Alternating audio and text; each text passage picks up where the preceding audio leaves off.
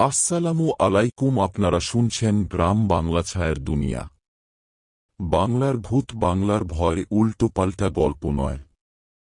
আজ আপনারা শুনবেন একটা খুবই সুন্দর গ্রাম বাংলা ভূতের গল্প, মৃত্যুর যাত্রীবাহী বাস। তো চলুন গল্পটা শুরু করি। ঢাকার এক প্রান্ত থেকে চট্টগ্রামের দিকে রওনা দেওয়া একটি বাস, মেঘনা এক্সপ্রেস। ১০০ বছর আগে ঘটে যাওয়া একটি ভয়াবহ দুর্ঘটনার পর থেকে এই বাসটি অভিশপ্ত বলে পরিচিত। সাহিল একজন তরুণ উদ্যোক্তা, এই বাসটিকে পুনরায় রাস্তায় নামানোর উদ্যোগ নেয়, কিন্তু তার এই সিদ্ধান্ত তার এবং যাত্রীদের জন্য এক মর্মান্তিক পরিণতির দিকে নিয়ে যায়। ৩ জানুয়ারি রাত ১টা সাহিল মেঘনা এক্সপ্রেস এর প্রথম যাত্রার আয়োজন করে। যাত্রীরা ৫ জন। বাসটি ঢাকার সায়েদাবাদ থেকে একটি নির্জন পাহাড়ি গ্রাম বাঁশতলার দিকে রওনা হয়। প্রথমেই যাত্রীদের মধ্যে কেউ কেউ বাসটি দেখে অস্বস্তি প্রকাশ করে। নাজিয়া বেগম একজন বৃদ্ধা, যিনি গন্তব্যে পৌঁছানোর জন্য হঠাৎ করে বাসে উঠেছেন। তার মুখে ভয়ের ছাপ। রোহান এবং রিনা এক দম্পতি, যারা একটি রোমাঞ্চকর ভ্রমণের জন্য বাসে উঠেছে। মুনিম একজন তরুণ ইঞ্জিনিয়ার, যে বাসটির অভ্যন্তরীণ যন্ত্রপাতি মেরামতের দায়িত্বে ছিল। রাতের যাত্রা শুরু হয়। বাসটি যখন ঢাকার ব্যস্ত রাস্তা পেরিয়ে ফাঁকা হাইওয়েতে প্রবেশ করে, তখনই প্রথম অদ্ভুত ঘটনা ঘটতে শুরু করে। বাস চালক আফ্রিদি হঠাৎ আয়নায় কিছু অদ্ভুত ছায়া দেখতে পায়। রাস্তা ফাঁকা, কিন্তু আয়নায় দেখা যাচ্ছে একটি পুরনো ভ্যান বাসটিকে অনুসরণ করছে। রাত ২টা।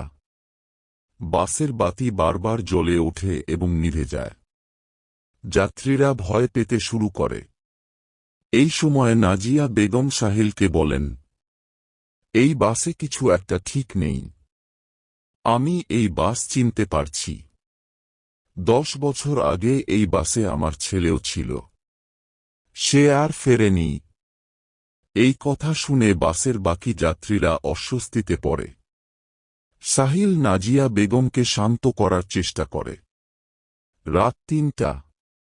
বাস হঠাৎ করেই মাঝরাস্তায় থেমে যায়।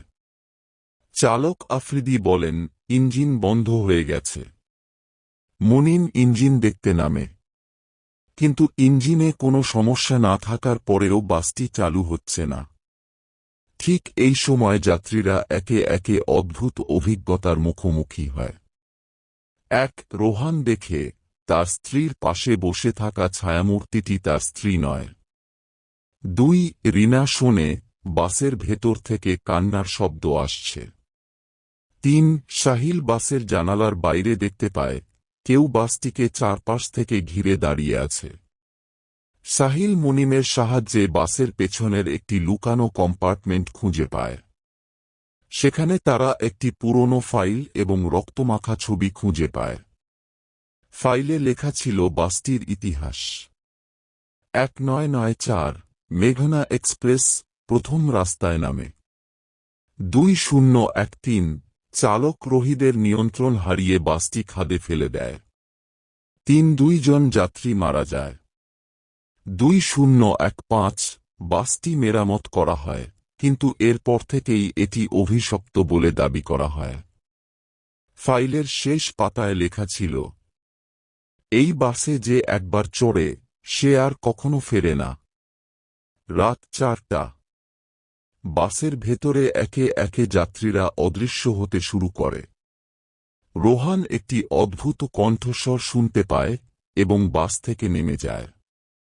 আর তাকে আর খুঁজে পাওয়া যায় না। মুনিম জানালার বাইরে কিছু দেখে এবং আতঙ্কে লাফিয়ে পড়ে। এই সময় সাহিল জানতে পারে বাসটির চালক রহিদ মারা যাওয়ার পর তার আত্মা এই বাসের সঙ্গে যুক্ত হয়ে গেছে। সাহিল বুঝতে পারে বাসের অভিশাপ ভাঙতে হলে তাকে রহিদের আত্মাকে শান্ত করতে হবে। সে নাজিয়া বেগমের সাহায্যে বাসের পুরনো স্মৃতিগুলো একত্র করে। রাত ৫টা। সাহিল বাসের চালকের আসনে বসে একটি বিশেষ রীতির চেষ্টা করে। কিন্তু এই রীতির মধ্যে দিয়ে যেতে হলে সাহিলকে তার নিজের জীবন দিতে হবে। রাত 6টা। ভোরের আলো ফোটার ঠিক আগে বাসটি তার গন্তব্যে পৌঁছায়। কিন্তু এটি কোনো গ্রাম নয়, এটি একটি পুরনো কবরস্থান। এখানে বাসের সব যাত্রী একে একে হারিয়ে যায়।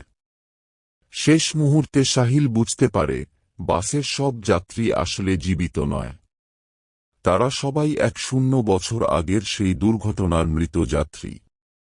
সাহিল নিজেই ছিল সেই বাসের একমাত্র জীবিত যাত্রী যে ভুলে গিয়েছিল তার অতীত। সাহিল তার জীবন দিয়ে বাসের অভিশাপ ভাঙে। বাসটি ধ্বংস হয়ে যায়, কিন্তু সাহিলের আত্মা নতুন করে বাসটির রক্ষক হয়ে ওঠে। মেঘনা এক্সপ্রেস আবার রাস্তায় নামে, নতুন যাত্রীদের জন্য অপেক্ষা করে।